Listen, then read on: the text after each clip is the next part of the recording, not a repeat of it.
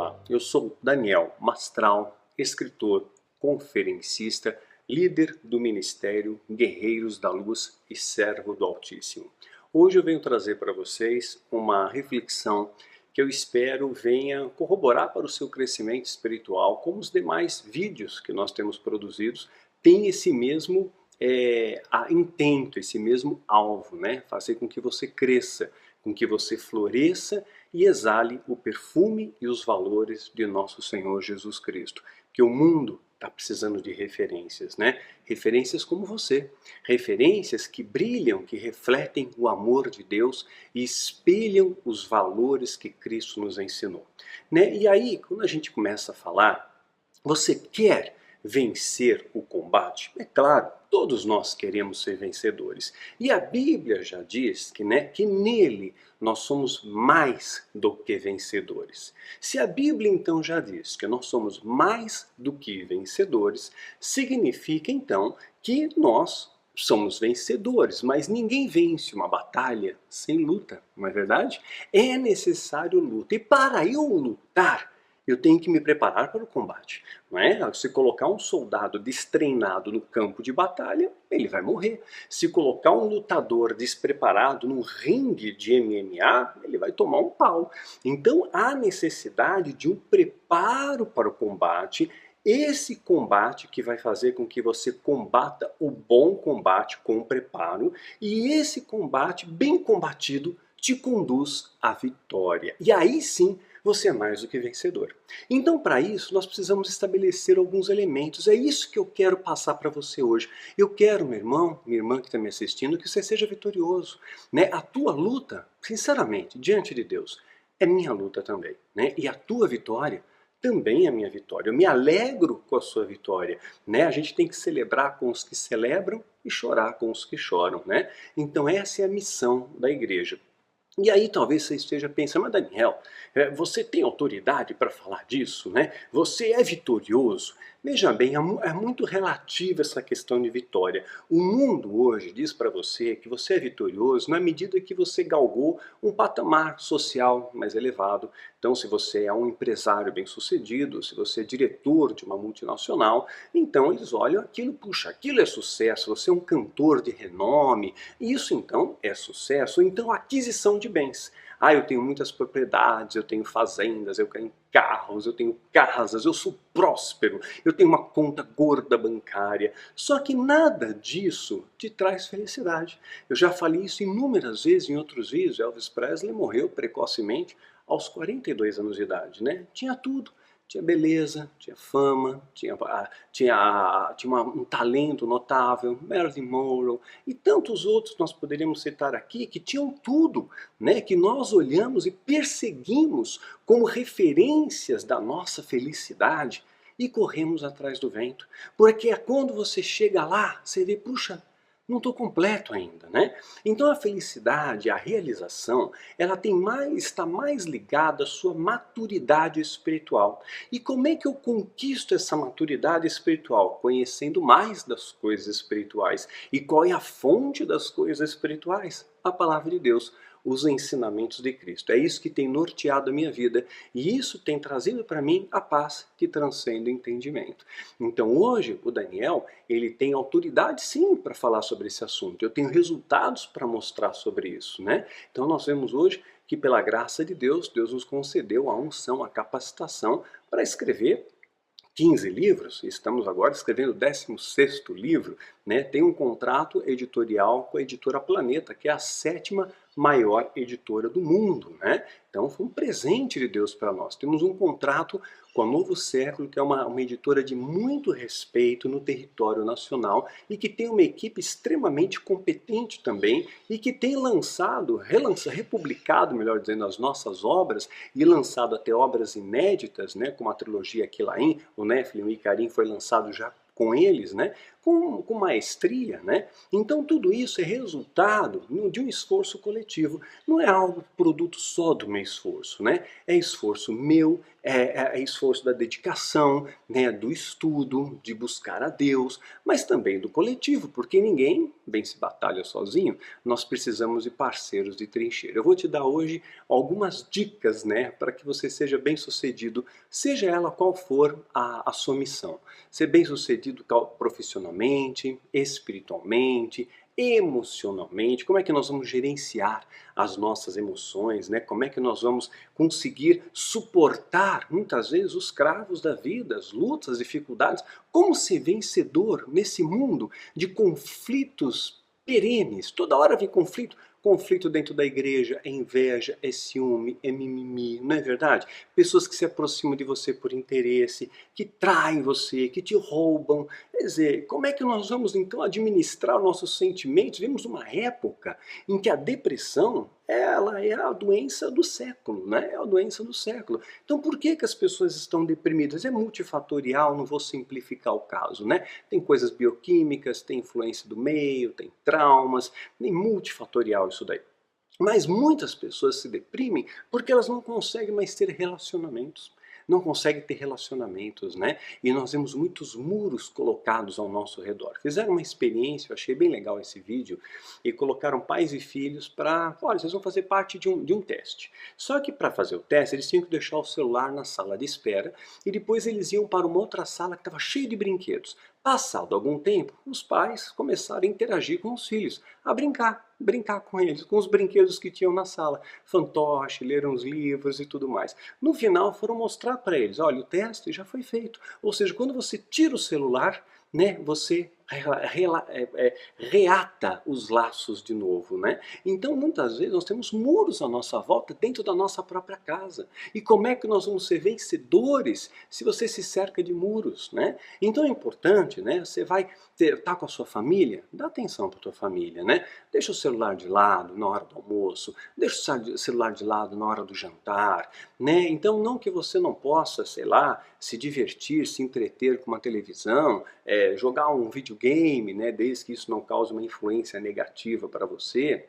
Nada de errado, no meu ponto de vista. Mas isso não pode furtar o tempo que você tem com a sua família. Porque isso é muito importante, né? Porque lares fortes geram igrejas fortes, né? E nesses lares que nós somos nossos pontos de abastecimento. É ali que você abastece na sua casa o seu espírito para sair para casa, sair de casa e combater o bom combate no trabalho, nos seus estudos, nos seus esforços, né? Para melhorar a sua condição de vida, o que não tem nada de errado quanto a isso, né? Então, a maturidade espiritual, ela tem a ver com todas as coisas, né? 2 Coríntios 6, de 8 a 10, diz assim, por honra e por desonra. Paulo está deixando claro, olha, as pessoas vão julgar você, né? Mas por honra e por desonra, por infâmia e boa fama. Nem todos vão dizer que você é um cara legal, vão te difamar, né? Vão te caluniar. Isso faz parte, né? Como enganadores, vão dizer que você está mentindo, que você está enganando o povo, mas sendo verdadeiros. Disseram que Jesus era impostor, que Jesus tinha parte com Belzebu, né? Então é assim que é. Jesus já disse que por amor a ele nós seríamos perseguidos, né? E eu sei exatamente do que eu estou falando. Como desconhecidos, mas sendo bem conhecidos. Às vezes ser desconhecido entre os homens, mas ser conhecido lá no céu, pelo nome, conhecido pelos anjos, pelo nome, que privilégio, né? Bem conhecidos, como morrendo, eis que vivemos, como castigados e não mortos, como contristados, tristes, abatidos, mas sempre alegres, né? Como pobres, olha aqui que Paulo coloca, como pobres, mas enriquecendo a muitos. Aonde está a riqueza aqui? Né? Está na sua sabedoria, está na sua maturidade espiritual, está na sabedoria de trazer conforto, em consolar os que choram, em apontar o caminho aos perdidos. É nisso que você está enriquecendo muitos, com o seu conhecimento, com as suas experiências, com a sua palavra de apoio, com o seu abraço, com a sua ajuda financeira quando você pode. Mas aqui está dizendo, mesmo que você seja pobre, você enriquece a muitas pessoas, né?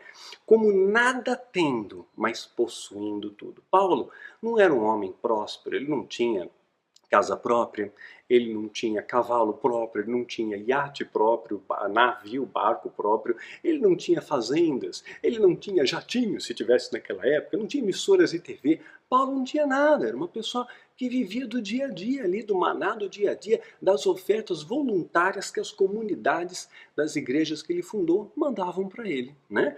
Então, você percebe que esse discurso aqui de Paulo, ele é completamente diferente aquele discurso que você escuta nas rádios, na rádio gospel, né? Nas TVs evangélicas, né? Nos altares das igrejas, né? Que estão dizendo para você que você tem que ser próspero, que você tem que ser rico, que você tem que ganhar e ganhar, né?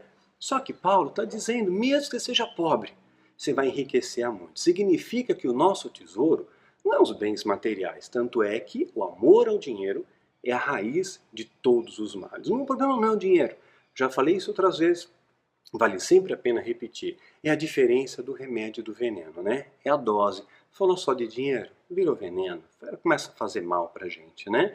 Então vamos adiante. Então o primeiro ponto é entender que a sua riqueza não está nas conquistas materiais e nem na sua posição social. A conquista está em você crescer aos olhos de Deus, ser grande diante do Senhor. Afinal de contas, Jesus escolheu os pescadores. Ele não escolheu as pessoas mais preparadas, PhD, ele escolheu os simples, ele acolheu os rejeitados, né? Foi isso que Jesus fez. Então esse é o primeiro ponto, tá bom? Sabe que o seu maior tesouro é esse. Esse é o alvo que você tem que perseguir. Sabedoria, maturidade espiritual. Para eu combater o bom combate, eu tenho que me preparar para o combate. É assim que você se prepara, né? Buscando o alvo certo, buscando as coisas certas. A gente acha, eu para a batalha eu tenho que ter o óleo. O que adianta ter o óleo se eu não tenho unção para ministrar o óleo? Né? Eu tenho que fazer a declaração profética. Mas será? Se você tem uma vida toda podre, cheia de inveja, ciúmes, ganância, será que Deus vai ouvir a sua voz profética? Pois é.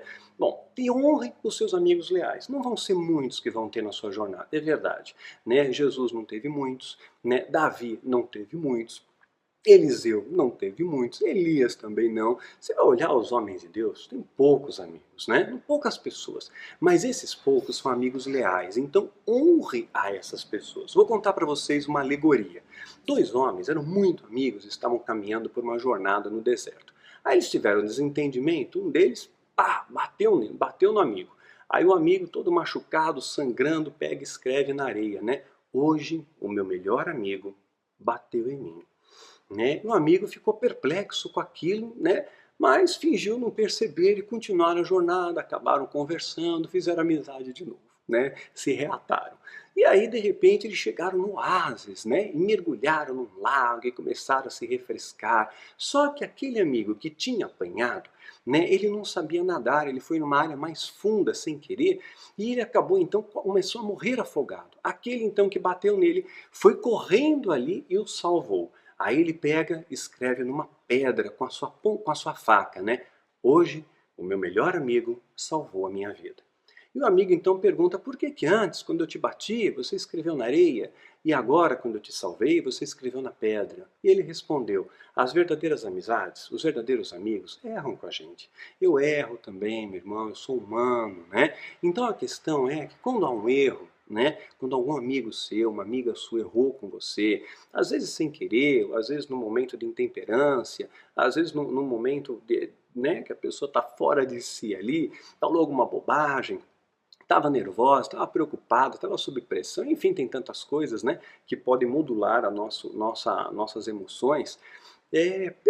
Perdoa e escreve na areia, o tempo leva. Mas aquilo que as pessoas fazem de bom para você, escreve na pedra, que isso chama-se gratidão.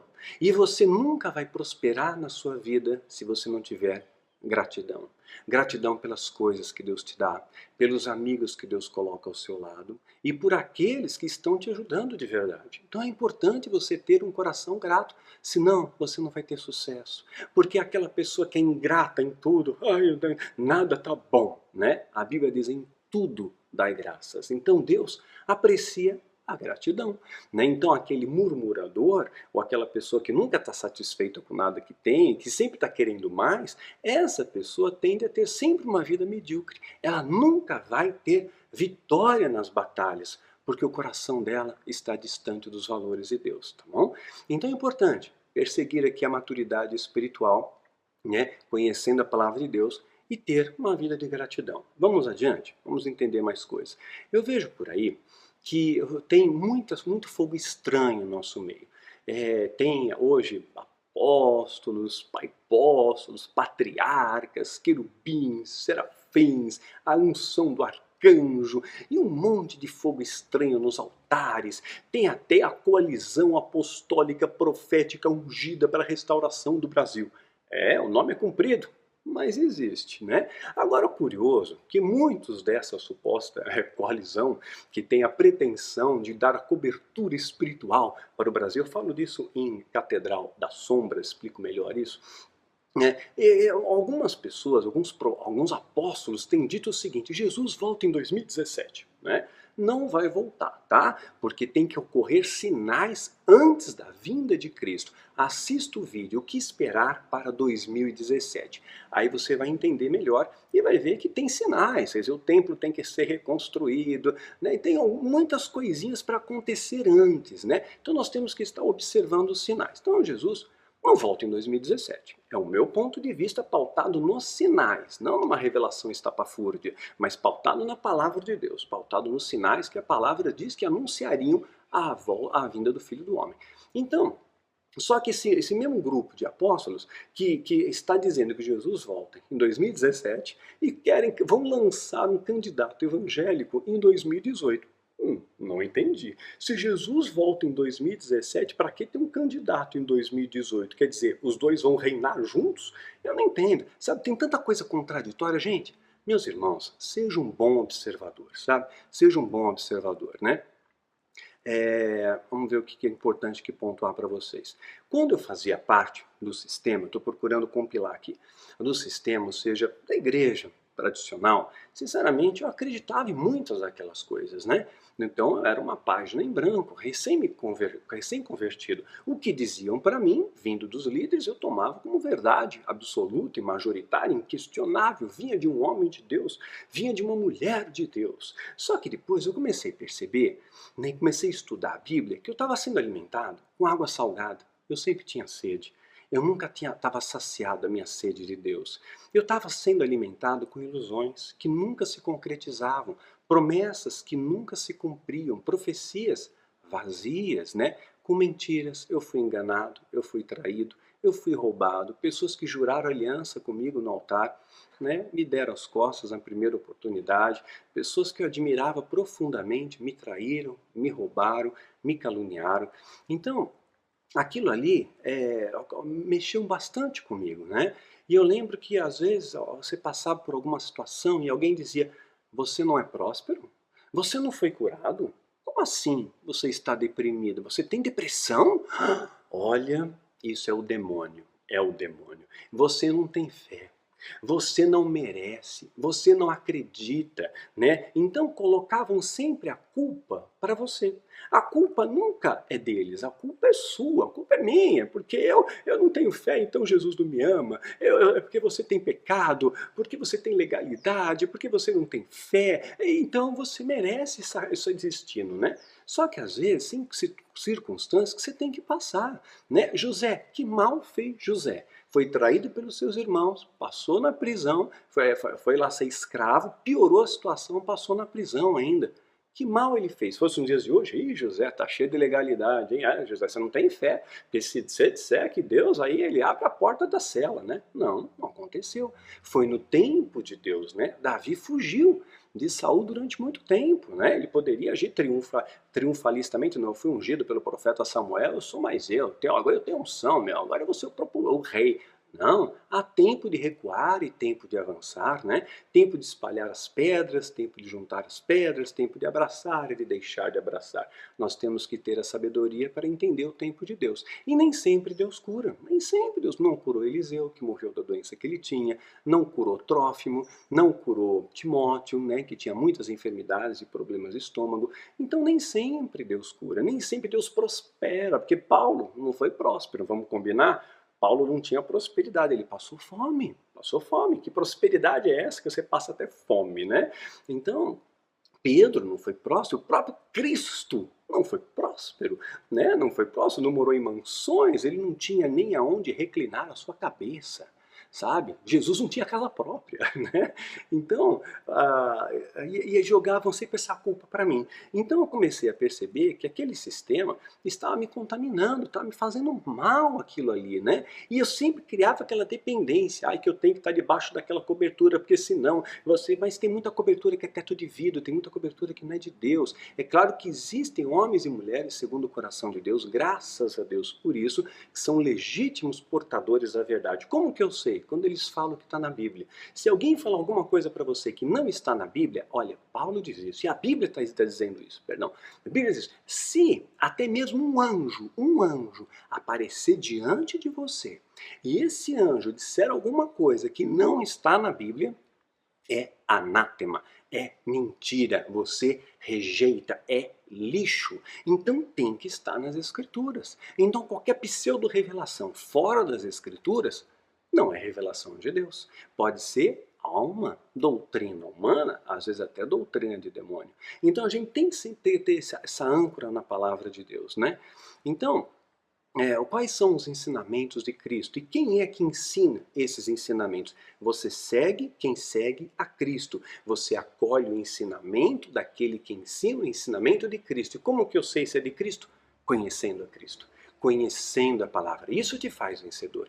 Isso te faz se preparar para o combate. Porque aí você não vai se alimentar de água suja. Não vai passar mal. Não vai ter dor de barriga no meio da guerra. Não é verdade? Então, buscar em primeiro lugar o reino. Foi o que Jesus nos ensinou. Amar ao próximo como a ti mesmo, mas amar de verdade, sabe? Né? Abraçar de verdade, amar de verdade, né? Perdoar, exercer o perdão. A igreja que hoje fala tanto de perdão, não perdoa. A igreja que fala tanto de amor, não ama, né? A gente vê só uma troca de interesses ali. Você dá o dinheiro e eu te dou a bênção, né? Quer dizer, finge que dá a bênção, né? Nós temos que ter a humildade de reconhecer os nossos erros. É engraçado que esses pseudo-líderes, muitos líderes por aí, né, não reconhecem erros. Erram, fazem verdadeiras abobrinhas, enganam o povo, dão profecia falsa. Jesus ia voltar em 2007, profetizaram, né? E continuam aí, não tem humildade. Olha, meu irmão, me arrependi, vazou a alma ali, não. O povo vai esquecer. Marina vai ser presidente. Declaramos que Marina, declaramos Brasil restaurado e declaramos isso e aquilo. E nada com essas pessoas não têm a humildade diante de Deus, que humildade precede honra, dizer, meu, eu errei, eu vou, minha cabeça, sei lá, falou bobagem ali. Não fizeram isso, né? Buscar então santidade e exercitar a fé. Esses que procuram obedecer os valores de Cristo, você segue, você honra, você obedece. Porque a Bíblia diz para você honrar a quem merece honra, né? Isso também traz vitória para você, né? Então, liberte-se da mentira, abrace a verdade, conheça a verdade, viva a verdade, né? Remova o pecado da sua vida, né? Busca a santidade. Foi isso que fez Josué antes da tomada da cidade de Jericó, né? Não faça pacto com lobos, né? Não se alie com essa máfia que está aí ao seu redor. Honre os verdadeiros servos de Deus e valorize as suas amizades leais. Mas tem um segredo de ouro aqui que chama-se tenacidade, perseverança. Olha o que Jesus está dizendo aqui em Mateus 24, de 9 a 13. Então vos hão de entregar para seres atormentados e matar-vos-ão, e sereis odiados de todas as nações por causa do meu nome. Você vai ser odiado. Eu sou odiado. Por causa do nome dele, né? Porque ele é amor. E esse mundo, o amor está esfriando. Haverá, pois, fé na terra quando Jesus voltar, quando o Filho do Homem voltar. Está faltando fé, está faltando amor, né? Nesse tempo, muitos serão escandalizados e trairão-se uns aos outros e se odiarão. E surgirão falsos profetas. Está entendendo isso aqui? Vão surgir falsos profetas. Fica atento a isso, por favor. E enganarão a muitos. E eles vão enganar muitos. Não são poucos. Lotarão as igrejas. Os falsos profetas vão lotar as igrejas. E por se multiplicar a iniquidade, que é o pecado, o amor de muitos se esfriaria. Hoje o que as pessoas leva as pessoas à igreja não é o amor, é o interesse, infelizmente, né? Mas aquele que perseverar até o fim será salvo. Então a perseverança é um fator importante para nós aqui. Vamos pegar um outro texto aqui? Vamos pegar um texto, vamos conhecer o que Elias fez. Então Elias disse a todo o povo: aproximem-se de mim. E o povo aproximou-se e reparou o altar do Senhor que estava em ruínas. Ele restaurou o altar do Senhor. Começa assim, para vencer a batalha. Restaura aquilo que está destruído. Restaura o seu casamento, restaura a sua vida, restaura as suas emoções, restaura a sua fé. É assim que a gente começa. É assim que você se prepara para a batalha, né? Depois apanhou 12 pedras, uma para cada tribo dos descendentes de Jacó, a quem a palavra do Senhor tinha sido dirigida, e disse: seu nome será Israel. Mas com as pedras construiu um altar em honra ao nome do Senhor. Cavou ao redor do altar uma valeta com capacidade para 2 medidas de semente. Depois arrumou lenha, cortou o novilho em pedaços e o pôs sobre a lenha. Então disse-lhes: encham de água 4 jarras grandes e derramem sobre o holocausto e sobre a lenha. Lembrando, Israel aqui atravessava uma seca severa, mais de 3 anos de seca. E o profeta pede água. Água é uma coisa muito preciosa. Mas o povo obedeceu. Obedeceu porque eles estavam diante de um verdadeiro profeta, que não estava pedindo nada em troca. Se você trouxer a água, você vai receber a bênção dobrada. Se você trouxer a água, você vai ser próspero. Né? Se você trouxer, vai ter a campanha 7 meses de bênção. Não, simplesmente isso. Obedeceram. Obedeceram, né? E aí, então, era algo importante. Aí ele diz lá, façam novamente. Aí, de novo, a pessoa poderia questionar, poxa, mas a gente já entregou a água. Por que precisa de mais água? Está faltando água, eu estou com sede. Não dá nem de fazer uma limonada, né? Então, foi lá e fizeram de novo. E disse, façam pela terceira vez. E pela terceira vez o fizeram. Então, 3 vezes Elias pediu que eles jogassem água ali. E 3 vezes o povo obedeceu. Ou seja, foram perseverantes. Às vezes Deus pede para você fazer uma coisa e você diz, não deu certo, então eu não faço mais. Tenta de novo, joga a rede mais uma vez, né? Seja perseverante, seja tenaz. Essa perseverança faz a diferença, né? Essa perseverança, né? E quando a gente vê essa questão dos falsos profetas, me fez lembrar um detalhe. Quando falaram que eles não queriam que a Dilma se elegesse, né? Eu lembro que muitas igrejas fizeram campanha contra a Dilma. Mas, puxa vida, se a Dilma não se elegesse, nós seríamos privados, furtados de pérolas maravilhosas que ela deixou como legado para nós. Como, por exemplo, estocar o vento. Poxa, a gente nunca pensou nisso, estocar o vento, saudar a mandioca, dizer que a maior descoberta da humanidade foi o fogo, quer dizer, o homem das cavernas era um gênio, que cada coisa, frases assim que vão ficar ecoando para a história, que vão deixar Érico Veríssimo, Machado de Assis no chinelo. Nós vamos estabelecer uma meta que ninguém sabe qual é. E quando atingirmos a meta, nós dobraremos a meta. E o povo ainda aplaudiu. Então a gente seria furtado dessas coisas, né? Mas eu quero mostrar, aqui no caso de Elias, que o povo obedeceu, simplesmente obedeceu, né? Então o verdadeiro profeta, a palavra como tudo aquilo que ele disse, aconteceu, né? Então continuando aqui no texto, né? Mais um pouquinho à frente, então Elias ordenou, prendam os profetas de Baal. Ele teve vitória contra os profetas de Baal, e não deixe nenhum escapar. E eles o prenderam, e Elias o fez descer no riacho de Quizon, e lá os matou. E Elias disse a Acabe, vá comer e beber, pois já ouço o barulho de chuva pesada. Não tinha uma nuvem no céu. E o profeta disse, vai chover. Parece um absurdo, né? E o rei, então Acabe, foi comer e beber. Mas Elias subiu até o alto do Carmelo e dobrou-se até o chão e pôs o rosto de joelhos. E aí ele diz ao servo dele, vá e olhe na direção do mar, disse ao seu servo. E ele foi e olhou, e ele volta. Não há nada lá. Não tem nada lá, Elias. E disse-lhe 7 vezes mandou, volte para ver. 7 vezes. 3 vezes ele pediu água, 7 vezes agora o servo do profeta vai ver. Vai lá ver se tem uma nuvem. Ele vai lá, tem nada. Vai de novo. Pô, já fui 4 vezes. Caramba, não tem. Insiste, persiste, não desista. Não deu certo a primeira vez? Vai de novo. Não deu certo nesse mês? Tenta o mês que vem. Não deu certo nessa ocasião? faz de novo, não passei nesse concurso público, vou me inscrever no outro, eu vou insistir, eu vou persistir. Essa perseverança faz a diferença de vitória e derrota, né? Quem me acompanha aí no Snapchat sabe da minha luta contra a balança, né? Eu estava com 102,5 kg, 102,5 kg, 3 dígitos na balança. Hoje eu tenho 82,5 kg, flutuo de 82,5 a 83. Perdi 20 quilos, né? Eu estava na época com quase 30% de gordura corporal no corpo. Hoje eu tenho 14, a meta é baixar para 12. O médico disse que é quase um padrão de atleta nos dias de hoje. Eu fui anteriormente atleta, né, de artes marciais, mas era mais novo. Então, com quase 50 anos de idade, Deus tem me capacitado a isso. E o médico ainda falou, você é o único dos meus pacientes que atingiu esse resultado em 4 meses, né? Então, graças à disciplina, à tenacidade, né? Claro, disciplina na academia que acompanha, vou lá, malho, faço aeróbio, faço meus exercícios, né?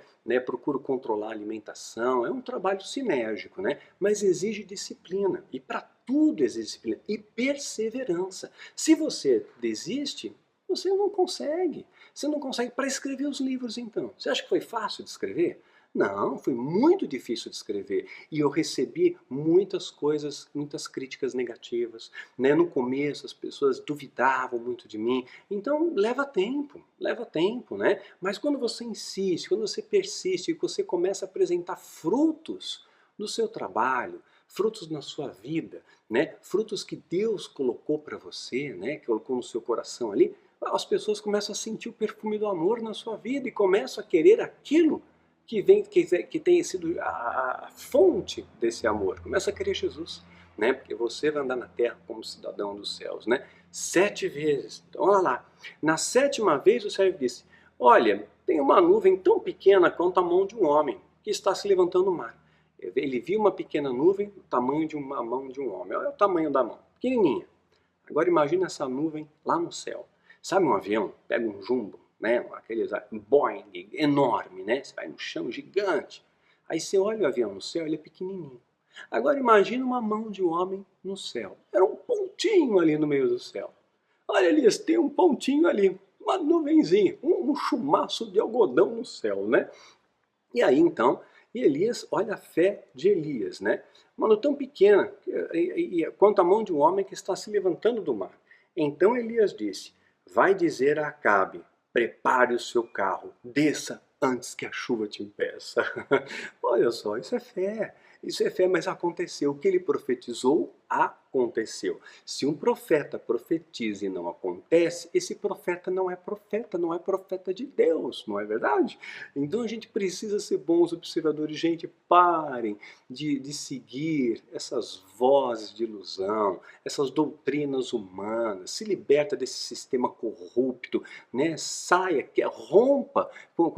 Eu faço parte de uma igreja séria, Daniel, uma igreja pequena, séria, que vive a palavra, prega a palavra e procura nos acolher na palavra. Fica lá e honra teu líder, é um homem de Deus. Né? Se você der um copo de água fria a um desses pequenos, você já tem um galardão nos céus. Honra teu líder. Mas você faz parte de um sistema corrupto e que mente, que engana, cheio de vaidade, de mentira, de egoísmo, de ganância, né? Que só fala abobrinha, que não tem esteio nas escrituras, ou faz profecia que nunca se cumpre. Meu irmão, o que você está esperando para cair fora? Você está esperando o quê? Você vai esperar realmente Jesus olhar na tua cara e dizer, aparta-te de mim, vós que praticas a iniquidade, eu não te conheço. Porque você se aliou com lobos. Então você ama a Deus? Ama o que Deus ama.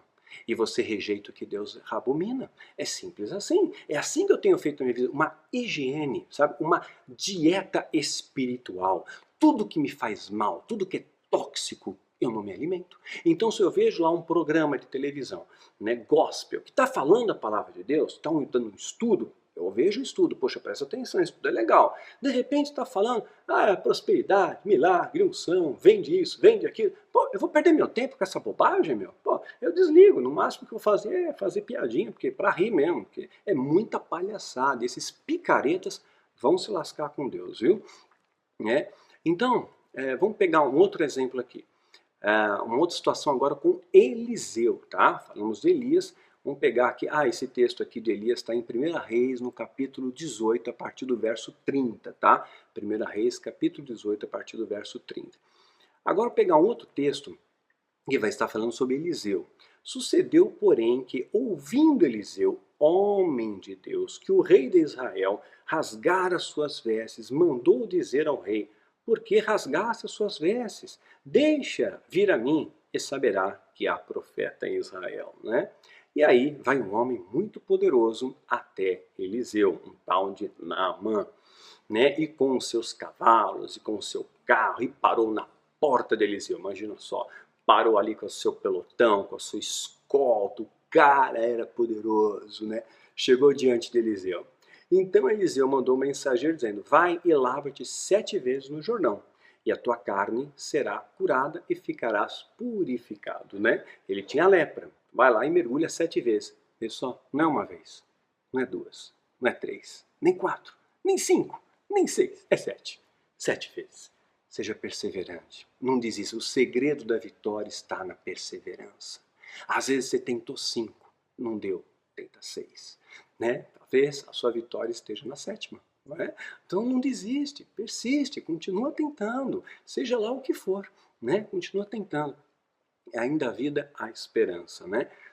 Então, aí olha só o que Naamã diz. Porém, Naamã muito se indignou, ficou bravo, e foi dizendo: eis que eu dizia comigo, certamente sairá, por-se-á em pé, invocará o nome do seu Deus, passará sua mão sobre o meu lugar e restaurará o leproso. Ou seja, ele pensou que o profeta ia impor as mãos sobre ele, ser curado. Ia ser assim, mas não foi tão simples, né?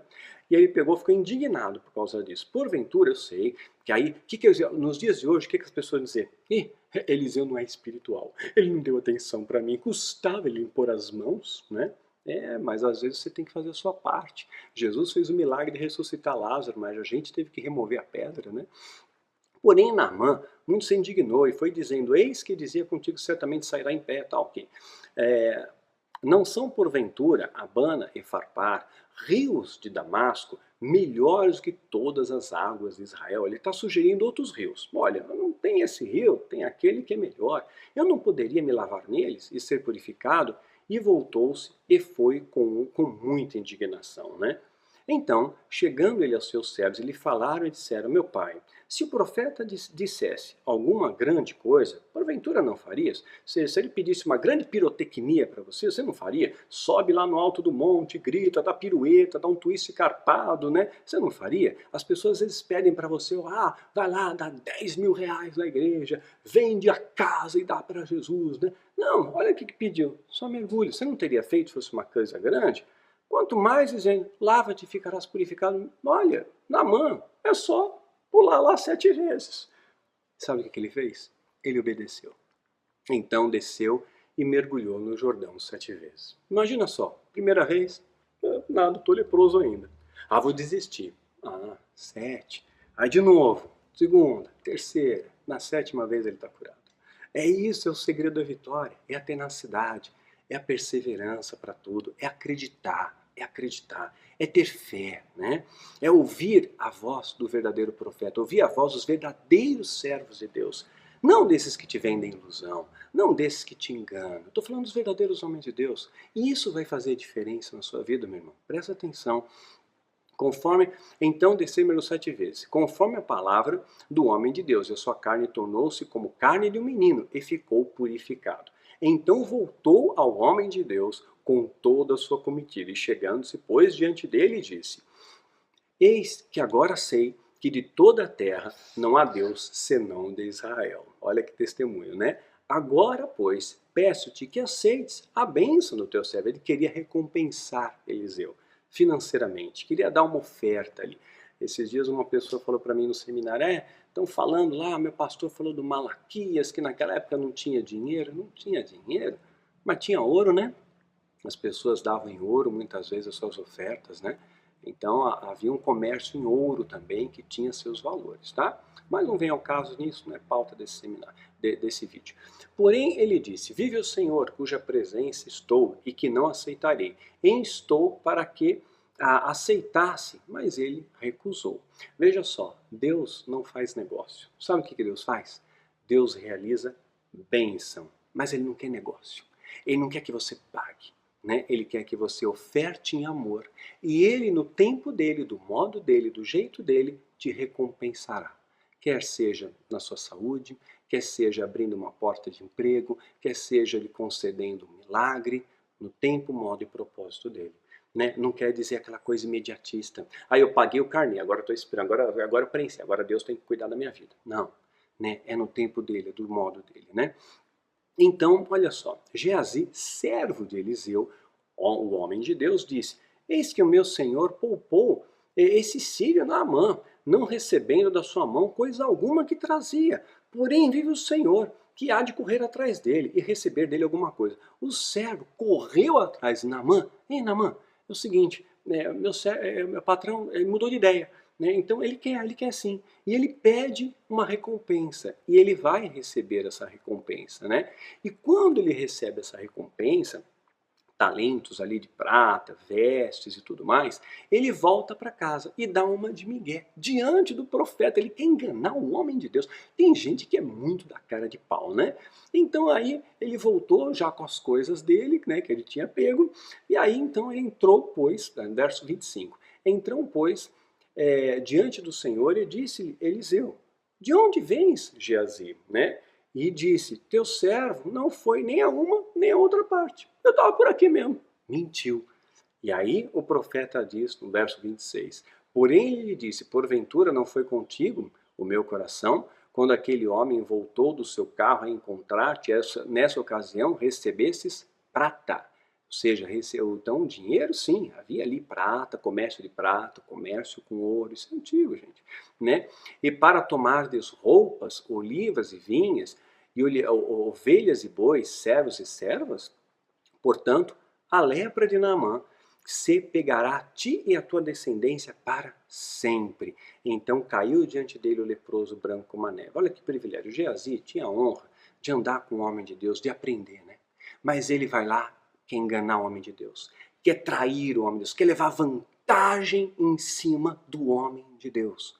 Essas pessoas nunca vão ter vitória.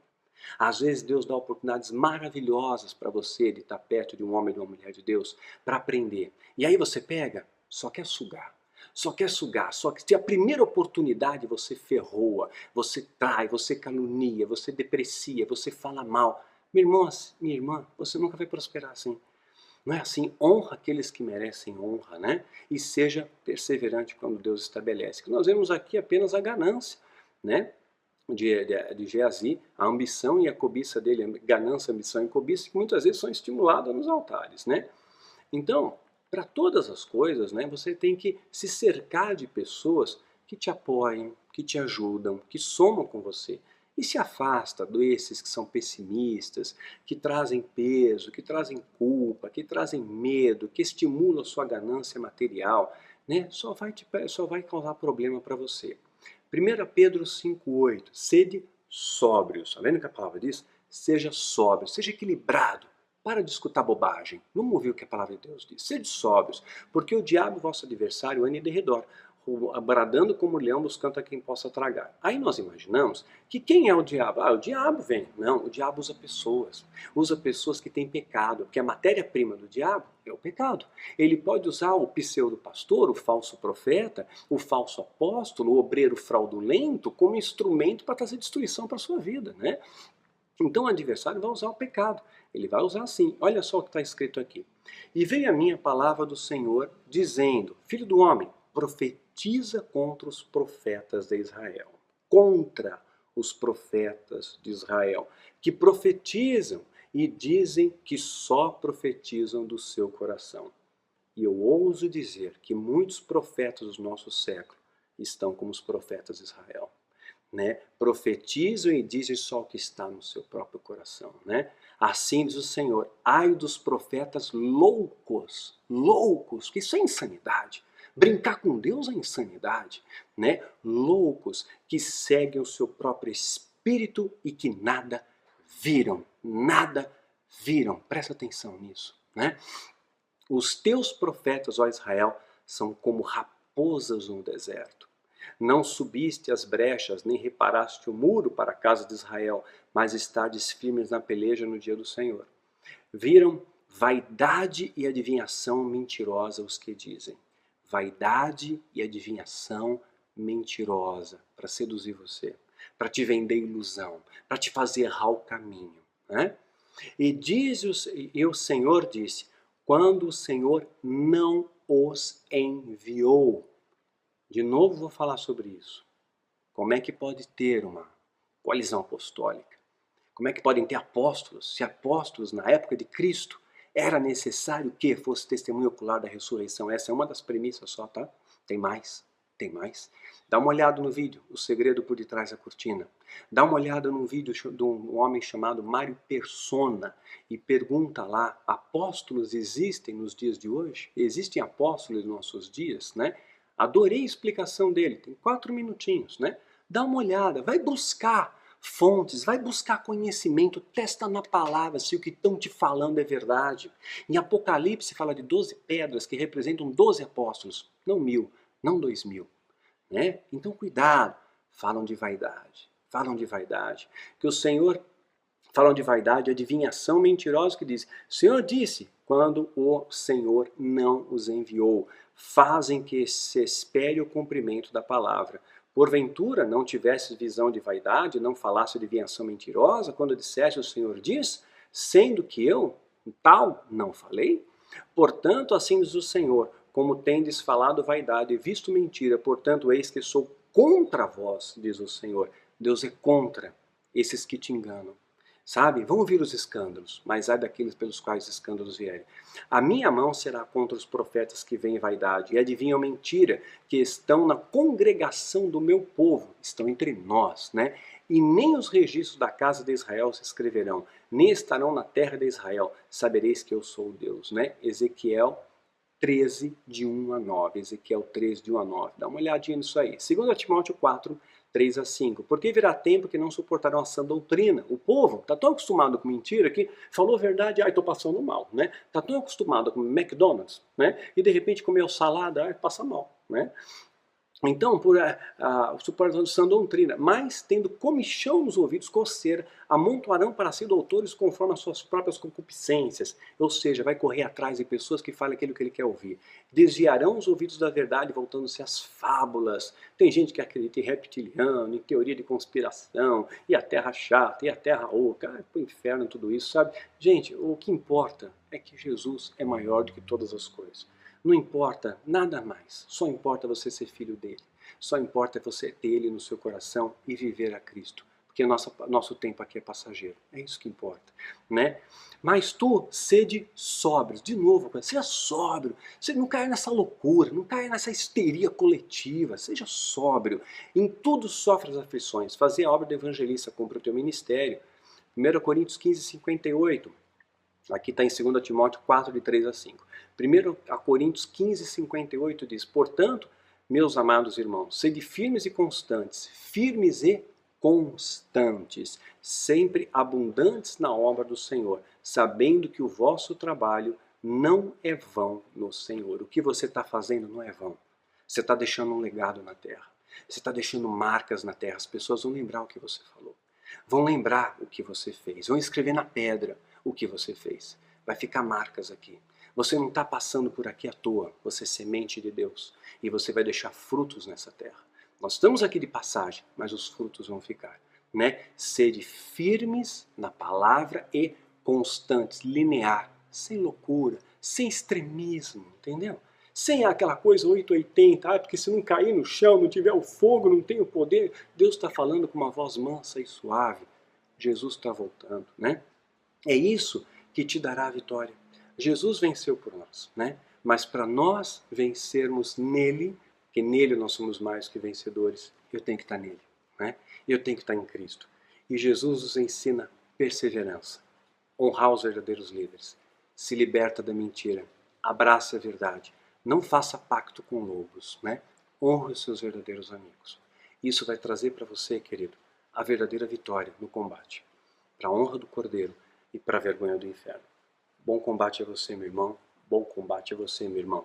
Que o Senhor venha lhe trazer grandes vitórias e grandes testemunhos para você contar e edificar a vida de muitos, para que o nome de Deus continue a ser exaltado através da sua vida e do seu andar na terra. Em nome de Jesus, que Deus te abençoe e te guarde.